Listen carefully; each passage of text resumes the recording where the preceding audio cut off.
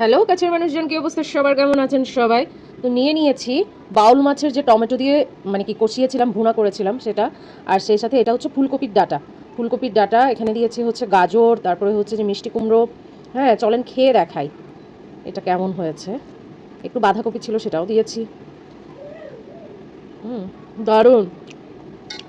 একটু লবণ কম দিয়েছি যেহেতু আমি একটু কম, যেহেতু আমি সবজিটা শুধু খাই, ভাতের পরিমাণ আমার কম থাকে। এটা একপাশে সরিয়ে রাখলাম, পরে খাবো। আপনাদেরকে এটা খেয়ে দেখাই। এটা খেয়ে দেখাই। আমি ওই যে মাথার অংশটা নিয়েছি, এটা আমার চিবাতে খুবই ভালো লাগে। যে এখানে কিছুটা মাছ আছে, এটা মাখিয়ে নেই। দুর্দান্ত হয়েছে এটা। এই মাছের ভুনার রেসিপি যদি চান কমেন্টে জানাবেন, আমি দিয়ে দেবো। এটা দুর্দান্ত হয়েছে, দুর্দান্ত। মুখে দিলেই তো বলতে হয়, আহ কি টেস্ট রে বাবা। প্রিয়ার হেসেলের সঙ্গেই থাকুন।